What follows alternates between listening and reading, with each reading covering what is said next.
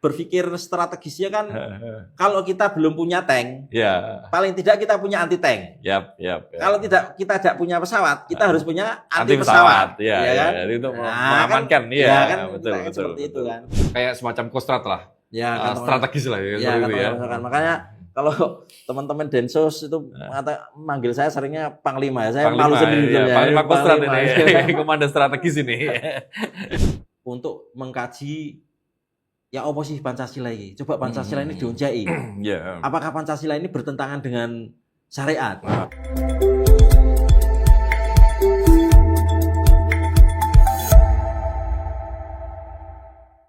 Global Risk Report 2025 yang diterbitkan World Economic Forum menyajikan data-data terkait tantangan keamanan 2025, tantangan ke depan gitu. Salah satu tantangan itu adalah misinformasi.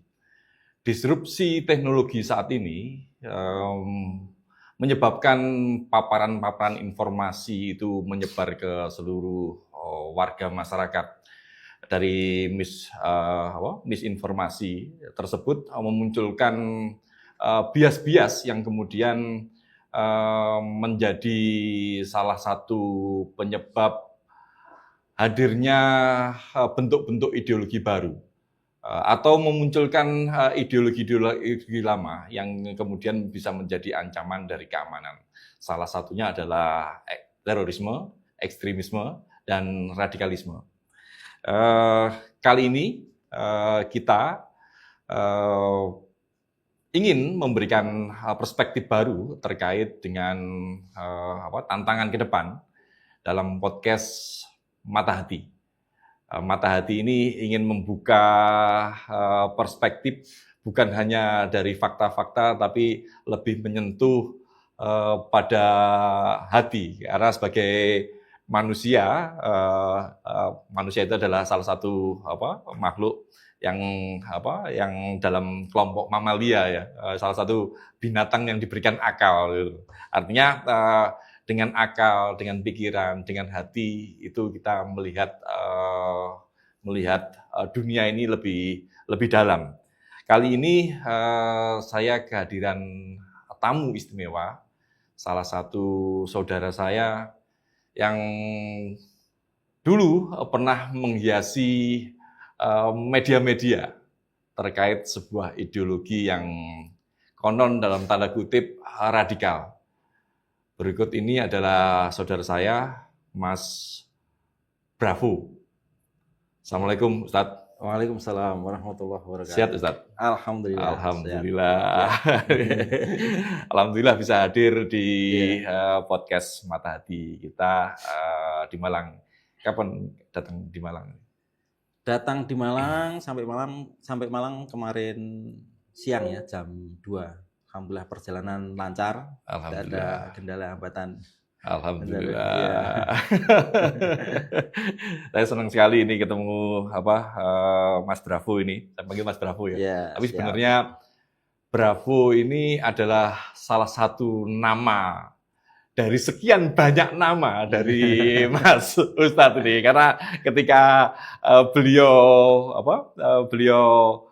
berada dalam jaringan kemarin, itu sangat legendaris ini. Sosok beliau ini.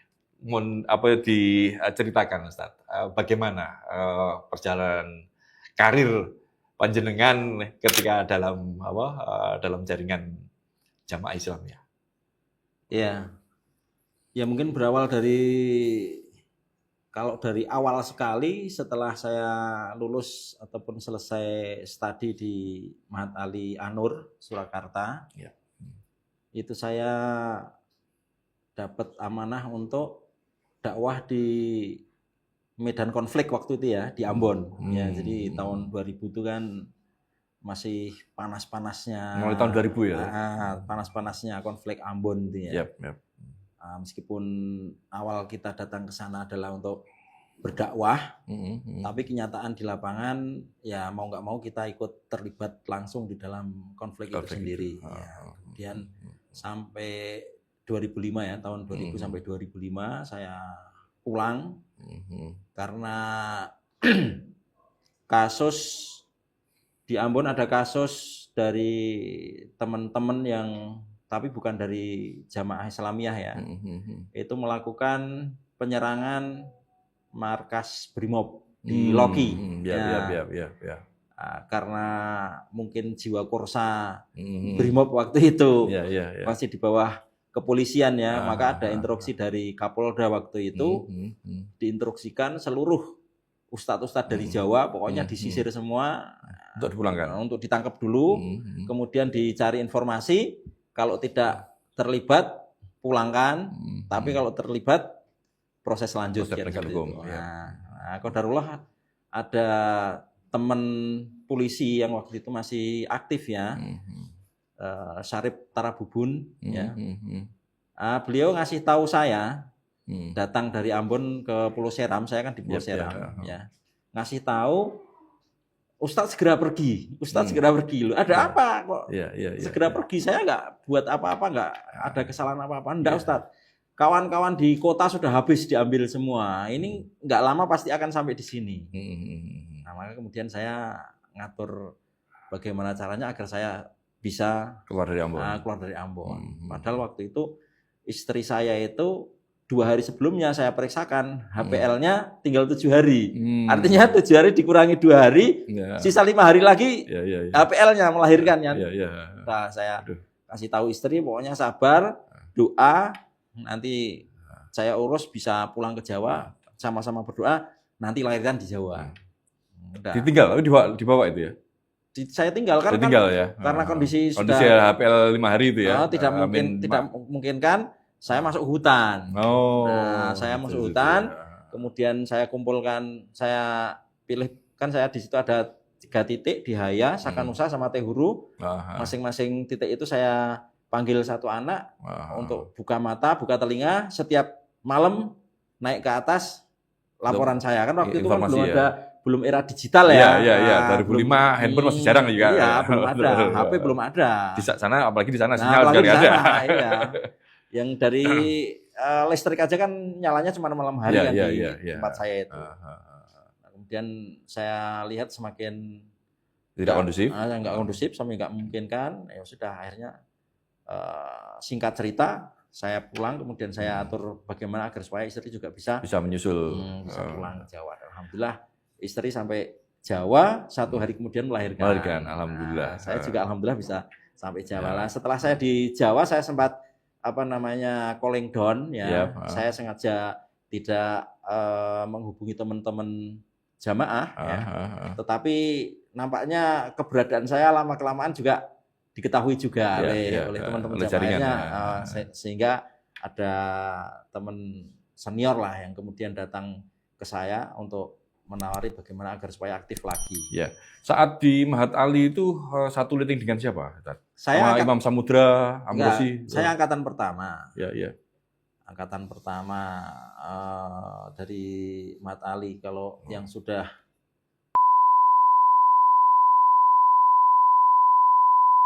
Ikhwanuddin, alumni Muro yang waktu itu kasus Sri Rezeki, rentetan kasus Sri Rezeki Semarang, ya. Kemudian Bahrudin Soleh, itu yang meninggal di Wonosobo, penggerbekan itu. Kemudian satu lagi Mudofar, ini di Tanah Runtuh di Poso. Artinya itu liting saya. Saya. Kalau Imam Samudra Amrosi itu senior? Kalau beliau bukan dari Mahat Ali. Oh, dari Mahat Ali ya. Tapi masih dalam satu jaringan Jamaah Islamiyah kan? Kalau Imam Samudra sendiri sebetulnya bukan di Jamaah Islamiyah ya. Saya tanya-tanya kepada teman-teman, termasuk saya tanya sama Ustadz Mukhlas langsung waktu itu almarhum, itu beliau bukan dari Jamaah Islamiyah. Apa yang membedakan Jamaah Islamiyah dengan organisasi-organisasi lain atau bahkan dengan kelompoknya Imam Samudra dan yang lain? Jadi kalau induk Ismangnya sama ya. Jadi semua lahir dari NII, Negara Islam Indonesia, sampai kemudian tahun 93.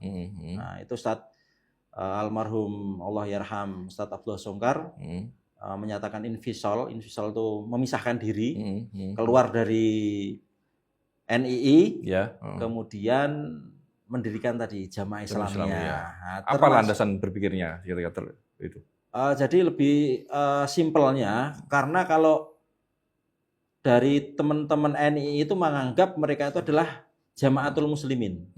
Artinya kalau Jamaatul Muslimin itu ya berarti sudah selain dari mereka adalah bukan Muslim. Bukan Muslim. Ya. Berbeda dengan Jamaah Islamiyah ya. Makanya keluar kalau Jamaah Islamiyah kemudian tidak menganggap Jamaatul Muslimin, tapi Jamaah Mim Ba'dil Muslimin. Jamaah dari bagian daripada kaum Muslim, sehingga selainnya pun juga yang Muslim ya tetap Muslim. Ya. Kita tidak serampangan di dalam masalah mengkafirkan. Ya. Dan perubahan tahun 93 itu termasuk waktu itu kan kader-kader NII yang diutus ataupun yang dikirim melalui Ustadz Abdullah Sungkar juga ada di Afghanistan. Ya. Kemudian juga sampai di sana juga ditanting yang tetap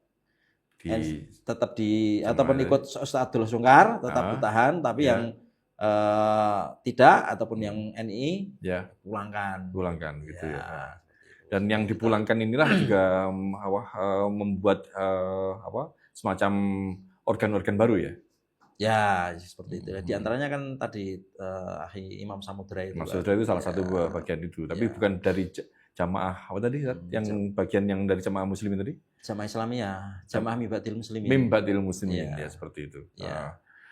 Artinya memang sejak awal jamaah ini memiliki sesuatu yang berbeda. Iya, berbeda. Perbedaannya di mana, Tat? Ya tadi yang perbedaan mendasarnya itu masalah tadi, karena itu kan krusial terkait dengan masalah mengkafirkan kan, takfiri kan. Takfiri ya. Dan tidak hanya takfiri saja, tetapi nanti kemudian karena dia itu Jamaatul Muslimin, selainnya itu bukan hanya sekedar kafir, tapi juga menghalalkan fa'i. Iya. Artinya harta selain dari kelompoknya itu berarti halal kan, seperti itu. Iya. Terus bagaimana hubungan dengan Ustadz Parawijayanto? Kalau hubungan dengan Ustadz Parawijayanto, jadi waktu itu tadi melanjutkan yang karena ada kaitannya tadi ya. Setelah saya withdrawal dari Ambon, kemudian mulai diaktifkan lagi. Pertama kali saya membantu teman-teman Tholiah. Jadi waktu itu bidang tajis. Kalau amirnya waktu itu Mbah Yarkasi. Kemudian bidang tajis ini Pak Parawijayanto waktu itu menjadi kepala bidangnya. Oh begitu. Nah, kemudian saya berarti di gerbongnya tajis ini yang waktu itu masih Pak Parawijayanto. Cuman saya karena masih baru waktu itu diperbantukan di Tholiah untuk pengamanan dan juga untuk majelis-majelis gitu kan. Kemudian sampai setahun berikutnya Pak Parawijayanto memanggil saya, kemudian diskusi terkait dengan ada satu subbidang di bawah tajis yang stagnan, tidak kalau dibilang layak mutu wilayah ya tidak hidup tapi juga tidak mati. Artinya jalan apa adanya. Diam aja itu stagnan. Artinya kalaupun jalan itu jalan sendiri-sendiri, tidak terkonsep dan tidak ini. Nah, beliau kasih gambaran kepada saya, karena kan saya selama di Ambon itu kan putus dengan jamaah. Artinya di Ambon itu saya sendiri, tidak ada koordinasi dengan jamaah, tidak ini. Jadi saya fokus di sana, sementara perkembangan jamaah di sini kan saya nggak tahu. Betul. Tetapi begitu bergabung lagi, dikasih gambaran-gambaran tentang perkembangan update jamaah pada saat itu kan. Ya, tadi ada satu subbidang yang sebetulnya subbidang yang sangat krusial karena bidang takwiyah ini adalah pembangunan kekuatan. Di takwiyah ini ada dua sisi, ada takwiyah ruhiyah fikriyah, ada takwiyah askariyah. Apa itu? Ini pemirsa istilah-istilahnya sangat takwiyah ruhiyah fikriyah itu biasa dikatakan dengan moral tempur. Kalau takwiyah askariyah ini adalah skill tempur. Siap ya. Ini yang maju perang ini ya. Ini mesin cetaknya. Takwiyah ini mesin cetaknya. Makanya sampai Pak Parah waktu itu ngasih informasi kepada saya, ini baik dan tidaknya generasi ke depan ini tergantung mesin ini. Ya. Beliau mengibaratkan, saya masih ingat sekali, mengibaratkan kita mau mencetak keramik, kalau cetakannya itu presisi, itu nanti ditata itu enak, plek bisa ketemu. Tapi kalau misalnya itu tidak presisi, 1 mili saja, itu pas nanti susah diatur. Nah ini sama.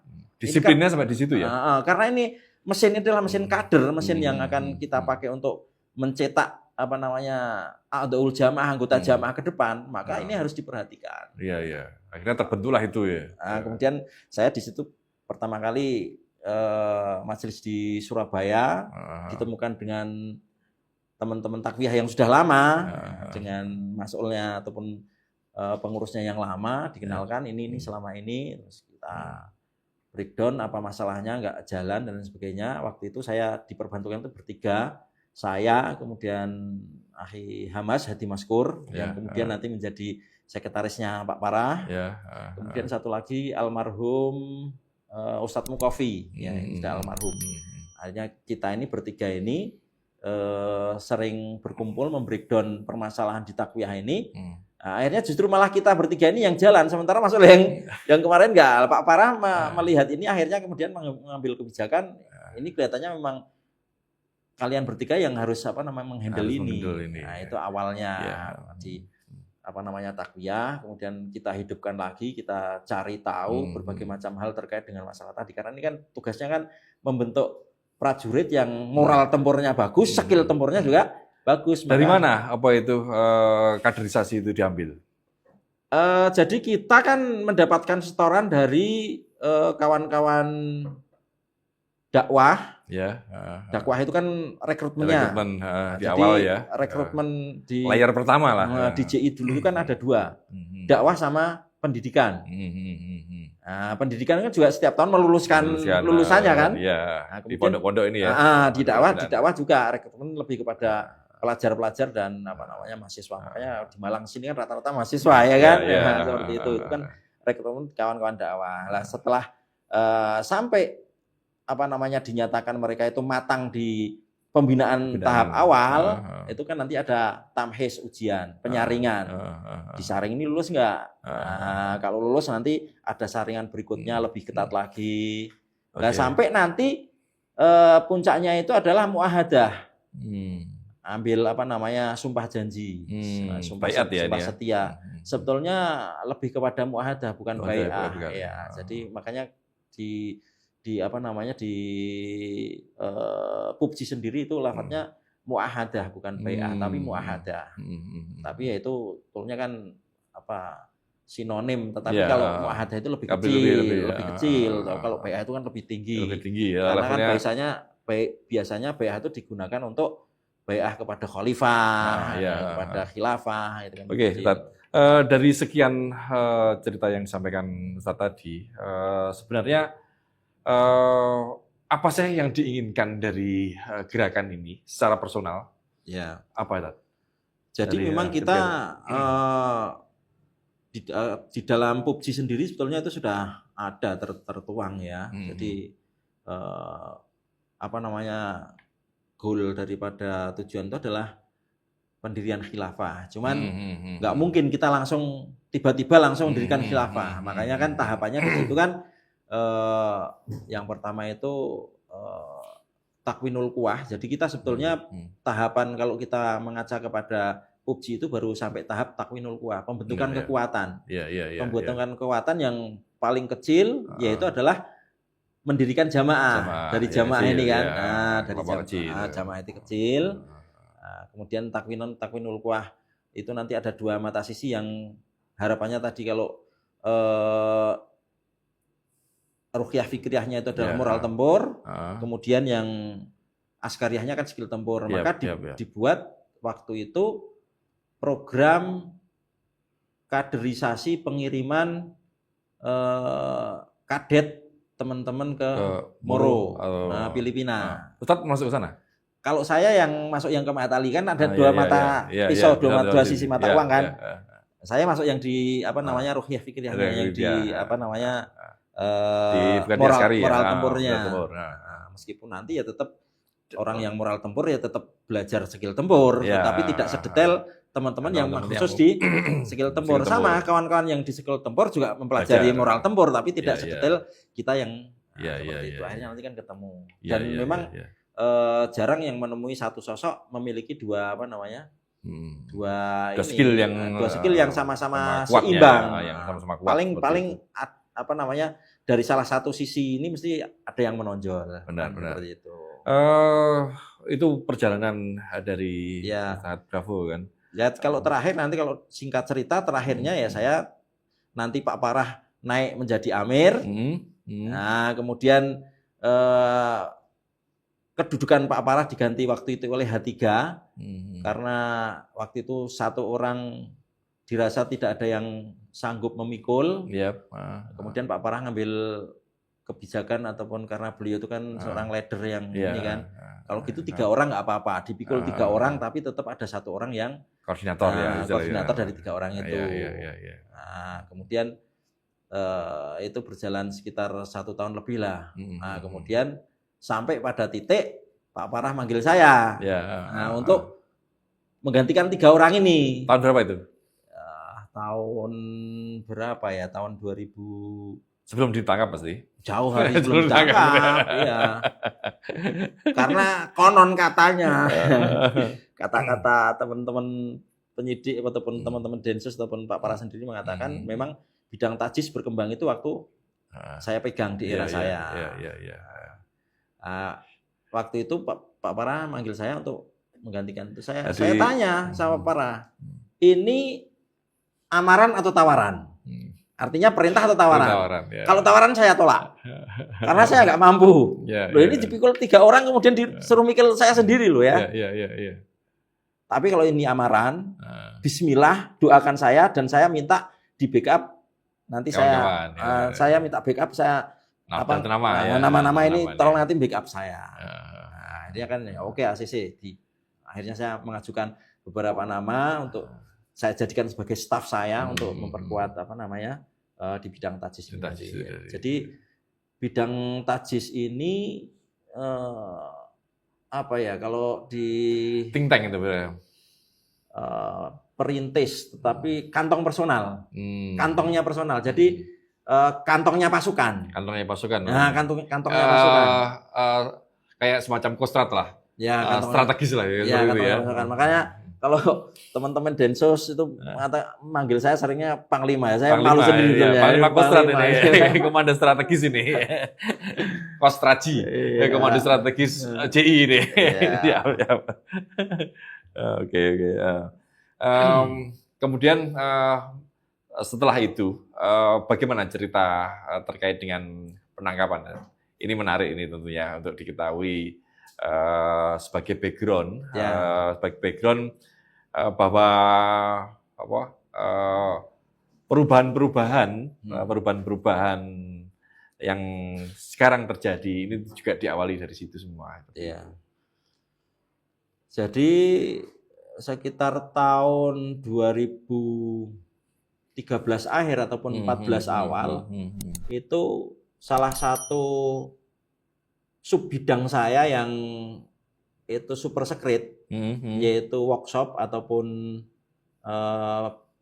sinaah, kalau bahasa di PUBG-nya itu sinaah, bengkel senjata. Bengkel senjata yang di Klaten, di Terucuk, itu kan terbongkar. Terbongkar. Kemudian waktu itu saya sudah, karena malam teman-teman itu ditangkap, termasuk staf saya di Toliah, Mas Jimmy, kemudian stafnya Mas Jimmy juga, si Galih atau Mas Joko. Ini besok pagi itu ada acara, kita ada majelis, Malam itu kan sudah saya cek kan, gimana besok kesiapan. Ini saya pil kok nggak ada diangkat-angkat. Kemudian stafnya yang bawahnya lagi tak pil juga nggak diangkat-angkat. Sampai berkali-kali saya sudah feelingnya nggak enak. Feelingnya ada nggak enak, ini nggak beres ini. Pasti ada sesuatu ini. Maka waktu itu saya langsung keluar. SOP-nya kan seperti itu. Saya langsung keluar rumah, saya pesan sama istri. Pokoknya ikut buka mata, buka telinga. Ya. Istri tahu tadi ya, kalau di dalam jaringan? Pasti tahu. Sebetulnya istri nggak tahu, cuman apa namanya jaringan di JI itu nggak ada tahu ya. Nggak tahu. Termasuk waktu saya pergi ke Suriah apa itu istri nggak tahu. Sampai ke Suriah. Apa profesi Ustadz apa untuk mengelabui istri itu? Ya taunya membina teman-teman gitu aja. Membina. Saat membuat bengkel itu pun pasti tidak tahu kan? Nggak tahu. Berapa produksi senjata saat itu? Sebetulnya produksi yang kita bikin itu masih kalau waktu itu PCP ya, cuman waktu itu kan PCP belum seramai saat ini. Ya. Jadi kita bikin PCP, kita besarkan kalibernya, kemudian istrinya pelornya itu kan kita ganti pakai hagel atau gotri yang paling besar itu kan, 9 mili. 9 mili ya. Karena itu sebetulnya tahapan. Saya nggak mau langsung bikin senjata api karena perlu pembiasaan dulu kan, artinya pembiasaan teman-teman bengkel untuk safety-nya, untuk keamanannya, kemudian pergeseran barang itu harus terbiasa dulu. Nah, ini tadi pertanyaan ini sebenarnya tidak ada kaitannya dengan ideologis kan. Ini teknis banget ya. Hanya saja saya ingin mengetahui seberapa kemampuan dari jaringan itu untuk membuat semacam industri pertahanan itu. Artinya kan saat itu pun sudah sangat mampu.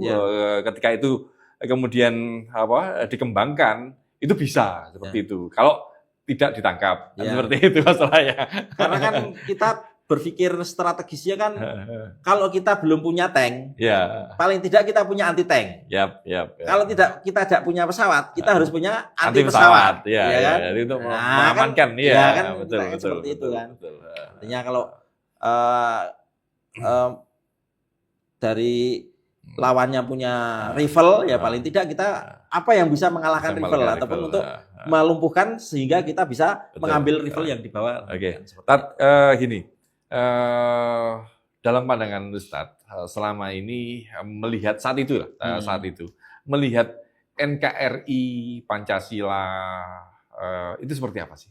Ya, jadi karena kita masih mewarisi pola rasa lama, artinya dari induk semang NII, itu memang kita ada semacam kebencian, kebencian yang mendalam, dan memang saat itu kita mau menegakkan syariat Islam di negara di negara Indonesia ini satu-satunya harus merubah sistem. Artinya harus kan utopia itu.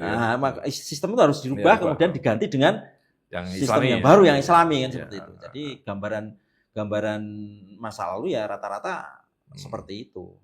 Karena memang selalu kita dengarkan nasihat ataupun obrolan seperti itu kan. Karena sistemnya yang salah ini yang rusak ini sistemnya.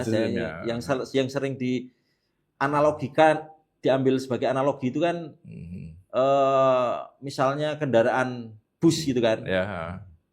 Bus kita ini penumpangnya saja. Kalau sistemnya rusak lah. Ini yang rusak. Mau ganti sopirnya apa saja karena yang rusak ini base-nya. Yang rusak ini base-nya, bukan siapapun pimpinannya, meskipun dia itu seorang haji, seorang ini karena base-nya yang rusak ya tetap akan saja nggak akan lancar, nggak akan beres. Tapi apakah tidak ada pemikiran bahwa itu adalah sesuatu yang utopia? Itu sesuatu yang utopis gitu. Bahwa itu adalah sesuatu idealisme. Jadi memang waktu itu kita berpikirnya semua serba idealis. Makanya mengapa kita berpikir seperti itu. Baru kemudian nanti ada transformasi pemikiran itu kan setelah itu kan kita gali lagi khasanah-khasanah keilmuan. Ternyata kan Rasulullah sendiri itu dawuh inad dina yusrun, sesungguhnya agama Islam ini mudah. Wa man yusadda hadzal din wala serius banget ya. Serius. Sapa wae wonge, siapa saja orangnya yang membikin diri susah, maka dia akan kesusahan sendiri. Dan faktanya akhirnya jadi kesulitan juga ya. Akhirnya juga kan. Akhirnya kan kemudian kita grit itu kan alhamdulillah Allah memberikan karunia. Artinya membuka wawasan hati pikiran bukan hanya 1-2 orang tapi hampir serentak di para kodah, mantan-mantan kodah dan asatid, masyayikh itu seperti itu. Ya, dalam teori sosial seringkali juga saya sampaikan ke kawan-kawan bahwa sebenarnya ini menyitir tesisnya Hannah Arendt. Hannah Arendt seorang filsuf kan, filsuf Yahudi sih sebenarnya. Cuma siapapun yang bicara ketika itu benar kan kita harus menerima seperti itu, bahwa kejahatan itu bukan berakar dari radikalisme, kedalaman, tapi dari ekstremisme. Karena ekstremisme itu muncul dari kebanalan. Artinya saat itu Ustadz mulai sadar ya, ketika ada perubahan ini sebenarnya belum dalam gitu loh. Informasinya belum menyeluruh seperti itu. Perubahan itu mulai kapan? Sebetulnya kalau perubahan dari internal JI itu sudah sejak saya masih di dalam, artinya saya ditangkap itu kan 2015, sekitar tahun 17 itu sebetulnya Ustadz Farah Wijayanto sudah memberikan amaran perintah kepada tim Ahlul Ilmi, tim pemikir-pemikir muda JI untuk mengkaji ya oposisi Pancasila ini. Coba Pancasila ini diunjai. Apakah Pancasila ini bertentangan dengan syariat? Nah, ternyata setelah digali kan nggak ada pertentangannya. Kemudian ditambah lagi sejarahnya seperti apa. Nah, ternyata kan setelah dikaji sejarahnya terkait dengan masalah Piagam Jakarta, Pancasila dan Piagam Jakarta itu kan bahkan ada kolerasi yang hampir kemiripan, kesamaan antara Pancasila dengan Piagam Madinah. Karena kan Piagam Madinah waktu itu sang Nabi Rasulullah SAW ini penduduk mayoritas di Madinah waktu itu Muslim. Karena beliau dari Makkah membawa hijrah ke sana kan, muhajirin ditambah lagi orang-orang Madinah yang baru masuk Islam, Ansor sama muhajirin ini kan gabung jadi satu, sudah menjadi mewarnai Madinah. Tetapi Nabi paham bahwasanya di Madinah ini tidak hanya orang Islam saja. Di situ ada Yahudi, ada orang Nasoro, dan ada orang musyrik. Nabi tidak egois waktu itu, tidak mentang-mentang mayoritas kemudian menamai Madinah dengan nama Islam, negara Islam, enggak ya. Tetapi diangkat oleh Nabi adalah Piagam Madinah, Misakul Madinah, perjanjian Madinah yang isi intinya itu saling menjaga, melindungi negara baru yang akan dibentuk, yaitu negara Madinah. Kalau misalnya ada orang ataupun musuh yang mau menyerang, ayo bareng-bareng. Mbuh Islam, mbuh Yahudi, mbuh Nasara, mbuh sapa wae sing tergabung di dalam Madinah, warga Madinah, bareng-bareng ayo. Bahkan di situ tekstualnya sendiri itu Nabi mengatakan orang Yahudi silahkan dengan agama dan kebiasaan-kebiasaannya. Artinya sangat sangat toleran sekali. Dengan adat istiadatnya. Dan kita saling mengingatkan dalam kebaikan. Artinya termasuk dengan orang Yahudi. Orang Yahudi kalau melihat orang Islam salah, silahkan ditegur, dinasihati. Artinya sampai seperti itu. Nah, kemudian kalau kita tilik sebetulnya kan di kekinian dan kedisinian kita waktu itu ya, sejarahnya itu kan juga seperti itu. Artinya negara ini adalah negara kesepakatan. Benar. Nah, mereka sepakat yang kita seperti itu. Mulai dari PPKI kemudian nanti mengerucut menjadi BPUPKI ya. Itu kan sebetulnya kan kesepakatan dari dari para pendiri bangsa ini. Benar. Setelah berpikir dengan kajian-kajian itu, kemudian kan muncul upaya untuk hijrah dalam tanda kutip ke NKRI. Saya melihat hijrah itu sebenarnya ada paksaan nggak sih dari negara? Sama sekali nggak ada. Jadi muncul benar-benar dari dalam. Benar-benar muncul dari kesadaran dan tadi kalau saya katakan itu rahmat. Hidayah dan rahmat dari Allah Subhanahu wa taala. Kalau hidayah kan jelas petunjuk dari Allah. Tapi yang saya katakan rahmat berkali-kali karena waktu itu kondisi dari asatid ataupun status JI waktu itu ya sebelum dibubarkan kan. Kemudian juga Kodah, kemudian Mas'ul itu kan banyak yang dipenjara, banyak yang ditahan. Kemudian juga yang tersisa di luar karena tekanan tekanan dari pihak aparat negara, CQ Densus 88, apa namanya ini kan semakin pressure-nya kan semakin kuat, sehingga kawan-kawan di luar juga apa namanya sudah tidak kumpul-kumpul lagi. Artinya boleh dikatakan jamaah itu sudah berhenti. Ya. Termasuk yang pondok-pondok itu ya jalan sendiri-sendiri kan. Tetapi tadi karena rahmat dari Allah Subhanahu Wa Taala, Allah itu membuka mata hati, nurani, mata hati, nurani, pikiran, wawasan. Dan itu adalah mau dari Allah. Iya, dan itu dari Allah. Karena manusia tidak akan pernah bisa untuk membuka itu. Iya. Makanya saya katakan itu rahmat yang luar biasa. Dan puncaknya 30 Juni 2024 itu. Itu pun sebetulnya majelis itu diadakan. Itu bukan untuk majelis pembubaran, baru untuk declare aja mungkin ya. Mau apa namanya mau diskusi, coba didiskusikan. Kita ini apa namanya kondisinya saat ini seperti ini gitu kan.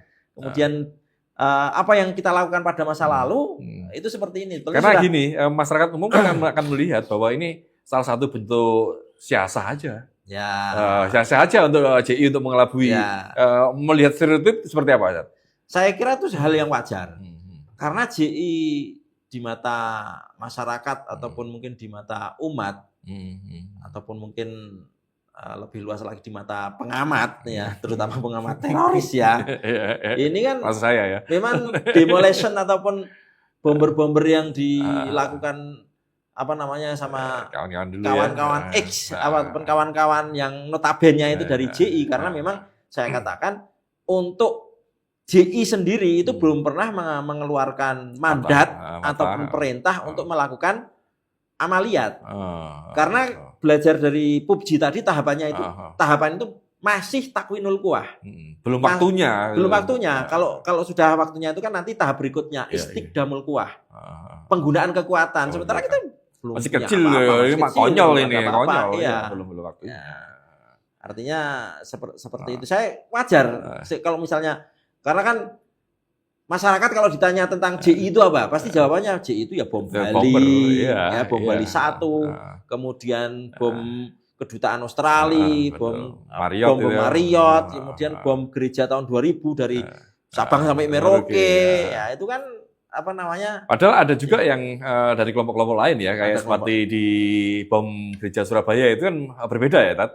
Kalau itu kan masih baru-baru sekali. Yang baru-baru sekarang ini baru berbeda. Tapi kan image masyarakat kan ini masih JI. Ya. Padahal nggak JI juga, ada banyak kelompok-kelompok di luar JI. Gitu. Sehingga ketika secara mengejutkan, secara mengejutkan dan mungkin mengagetkan, ini JI ini kan jamaah yang terorganisir rapi, kemudian juga besar bukan kecil, bahkan lingkupnya kan sudah Asia ya, karena kalau melihat dari sejarahnya kan pertama itu kan Mantikoh Ula itu kan di Afgan ya? Bukan di Malaysia, Malaysia Singapura. Nah, kemudian Mantikoh Saniyah itu nanti Indonesia, Mantikoh Salisah itu Australia, Moro, Poso ya kan? Perwakilan seperti itu kan, artinya kan sudah memang lintas. Bahkan sampai ke Australia kan berarti sudah lintas semua ya kan. Artinya makanya Australia begitu apa namanya mensoroti ini yang memelotot ini bantu kawan-kawan Densus malah ini. Iya. Kan seperti itu. Kok tiba-tiba mengumumkan untuk membubarkan diri. Ini enggak masuk akal. Benar. Teori apa namanya seluruh teori-teori terorisme ini nggak masuk. Bahkan Profesor apa namanya Solahuddin sendiri itu sampai nggak percaya. Waktu itu beliau sedang ada di luar negeri di Jepang kalau nggak salah, melihat informasi itu nggak percaya. Ini nggak percaya saya, karena ini bertolak belakang dengan teori-teori yang saya tulis. Karena teorinya masih radikalisme, deradikalisasi ya menurut saya. Karena yang sebenarnya kawan-kawan ini bukan radikal, masih ekstrim, belum dalam gitu loh. Jadi ketika benar-benar dalam, akhirnya ya sadar sendiri ya seperti itu kan. Oke, Tat, itu tadi terkait dengan stereotip dari masyarakat. Bagaimana dengan stereotip dari kawan-kawan sendiri? Misalnya ini sudah masuk NKRI, togut juga ini, seperti itu. Gimana, Tat? Dapatnya, Tat? Jadi kalau kawan-kawan, karena habit di JI itu adalah ilmu. Artinya mulai dari pembinaan awal sampai dia bisa muahadah tadi, bisa apa namanya salaman, kemudian berjanji setia, itu prosesnya panjang. Dan proses panjang ini dihabiskan untuk hari-hari menuntut ilmu, bukan lebih dalam lagi ya. Memperdalami belajar ilmu, lagi ya. Belajar. Sehingga ketika nanti masuk itu pun juga tidak selesai, masih ada apa namanya pelajaran lanjutan, artinya habit ilmu itu sudah terbiasa ya. Sehingga ketika ada perubahan seperti kemarin, apalagi itu disampaikan oleh asatid, para ustadz-ustadz, kemudian mantan kodah, mantan kiadah atau mantan pimpinan, mereka sudah biasa berpikir dan kritis juga ya. Iya, artinya nggak mungkin apa namanya ustadz-ustadz kita itu menyesatkan kita, nggak mungkin. Tidak mungkin mereka tidak berdasarkan keilmuan. Tidak mungkin apa namanya ustadz-ustadz di senior kok ngambil kebijakan serampangan ini nggak mungkin. Iya. Karena sudah paham karakter juga kan. Nggak mungkin bujui kan. Nggak mungkin bujui. Tetapi betapapun seperti itu, kita tetap masih menyadari bahwasanya kawan-kawan ini kan dulu dibina oleh beliau-beliau kan. Dibina ini kan dalam waktu yang lama. Artinya paham lama ini kan sudah ibaratnya mendarah daging. Sudah menep ya kalau orang Jawa bilang. Itu sudah mengendap. Endapan ini kan harus kita saring, kita kuras ya. Benar. Kita kuras, kita bersihkan. Diblasting ya. Iya. Makanya kita tidak mengharapkan dari teman-teman XJ ini masih ada residu ataupun meninggalkan paham-paham lama yang itu nanti bisa muncul sesaat atau suatu saat ketika tidak dibersihkan secara total. Ketika mungkin menemukan figur baru ataupun mungkin figur baru yang kemudian kelihatannya kok masih ada aroma-aroma itu, kalau tidak dibersihkan secara total, digelontor bersih nanti bisa bangkit lagi. Makanya setelah pembubaran ini memang ada, alhamdulillah, terbentuk rumah wasatiyah sekarang yang di dalamnya ada kolaborasi dari semua elemen masyarakat yang besar ya. Dari Nahdlatul Ulama mengutus ada profesor, kemudian dari Muhammadiyah juga ada profesor, dari Majelis Ulama Indonesia, bahkan kemudian ada profesor juga ustadzah ya, perempuan. Dan yang memimpin juga bukan dari XJI, yang memimpin juga dari apa namanya akademisi ya. Jadi upaya-upaya dialog dengan kawan-kawan lintas organisasi Islam dan lintas agama mungkin itu tentu akan sangat memberikan dampak positif bagi kawan-kawan juga ya. Terus ada nggak semacam dalam tanda kutip kembali lagi ini penyesalan terkait dengan masa lalu, Tat? Kalau penyesalan pasti ada. Cuman kalau kita hanya menyesal saja kan apa artinya penyesalan tanpa ada tindakan yang real. Makanya kan seperti saya, kemudian Pak Para, artinya mantan petinggi-petinggi ini kan beban moral juga besar. Tanggung jawab moral juga beban moral kemudian menjadi tanggung jawab moral untuk bagaimana betul-betul membersihkan kawan-kawan XJ ini dari residu-residu kemasan mantap. Makanya ini mulai bulan kemarin itu alhamdulillah sudah mulai ada safari untuk tadi menuntaskan sisa-sisa ini. Dan memang dari program Wasatiyah sendiri untuk tahun pertama ini kalau dipresentasi mungkin 70% ini ke dalam ke XJI baru nanti mungkin tahun kedua harapannya karena sudah semakin menurun sehingga nanti mungkin bisa 50-50 dan nanti endingnya total kepada masyarakat umum kepada masyarakat untuk membantu pemikiran tatoruf sebetulnya seperti itu. Tatoruf itu apa, Tat? Ya istilah umum lah, Tat. Apa itu? Bahasa gampangnya tatoruf itu biar masyarakat paham ini. Jadi kalau diartikan secara rinci, Dr. Wahbah Zuhaili itu merinci orang yang terpapar tatoruf itu ada salah satu dari 4 hal. Yang pertama al-ghulu fiddin, berlebih-lebihan di dalam beragama. Ya kan? Akhirnya nanti munculnya takfiri, mudah mengkafirkan orang, mudah mengkafirkan selain dirinya, ataupun memandang ayat hadis itu tekstual saja, sehingga dari satu ayat saja dia sudah berani mengkafirkan orang lain ataupun mungkin ada kaidah yang man lam yukafir kafiran faqad kafara. Siapa yang tidak mengkafirkan orang kafir maka dia kafir. Makanya dia ekstrim akhirnya kan dia kan berani sekali mengkafirkan. Akhirnya menghalalkan darahnya itu seperti itu. Ya. Kemudian yang berikutnya adalah radikal. Radikalisme. Radikal ini kan lebih kepada pengen mengubah tatanan ataupun sistem. Sebetulnya kita dulu seperti itu kan, pengen mengubah misalnya sekarang NKRI yang berdasarkan Pancasila dan Undang-Undang Dasar 45 ini pengen dirubah. Hal ini berarti ke radikal itu. Kemudian yang radikal yang berikutnya itu al-unfu itu lebih kepada tindak kekerasan yang berlebih-lebihan. Misalnya mutilasi, ya kan? Sampai kepada titik itu. Sampai titik itu juga ya. Mutilasi ataupun mungkin artinya tidak puas dengan menghabisi target itu sampai kemudian dimutilasi ya. Kemudian yang berikutan yang keempat ini al-irhab. Al-irhab itu ya teror itu sendiri bikin bikin teror ketakutan masyarakat itu. Membangkitkan ataupun memunculkan rasa takut di tengah-tengah masyarakat. Oke. Tat, terakhir apa itu pesan panjenengan terhadap kawan-kawan JI?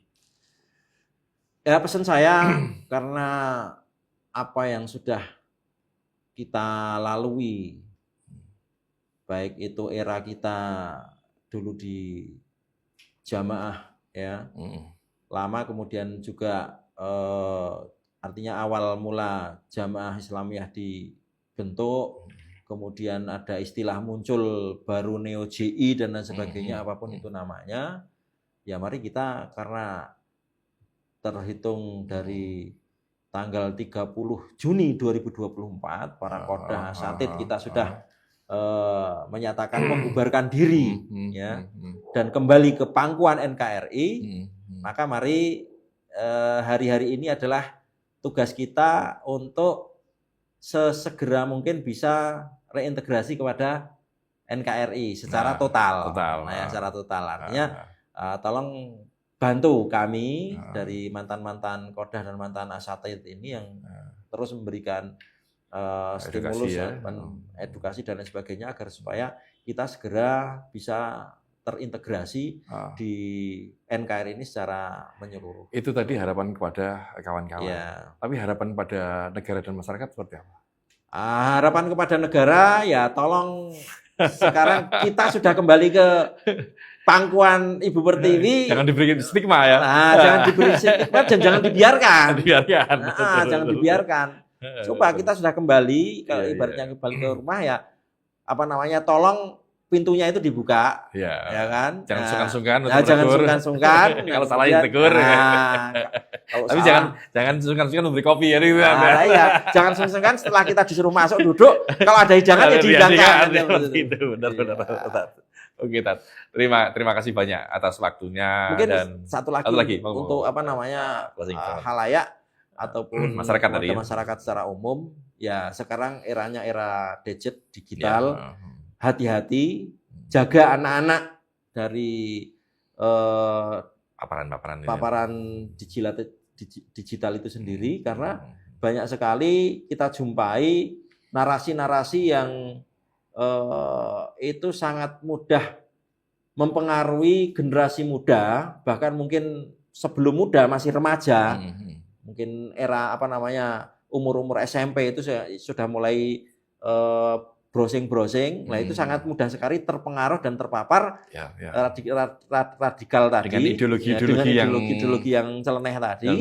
Padahal sebenarnya itu adalah dangkal masih dangkal, ataupun dengan video-video pendek singkat yang mungkin dia sedang mencari jati diri, kemudian melihat video seperti itu kan tertantang dan pengen bagaimana saya bisa seperti itu, akhirnya mencari jalan dan mempelajari sendiri, cari karena sekarang kan ada semua bagaimana bikin bom ada dan sebagainya. Lah ini sangat bahaya sekali, artinya orang tua harus mengawasi, kemudian para guru juga harus pinter-pinter mengarahkan anak didiknya. Benar. Nah, kemudian untuk pelakunya sendiri atau teman-teman remaja, pemuda juga harus jangan mudah tergiur melihat tontonan yang kelihatannya itu provokatif.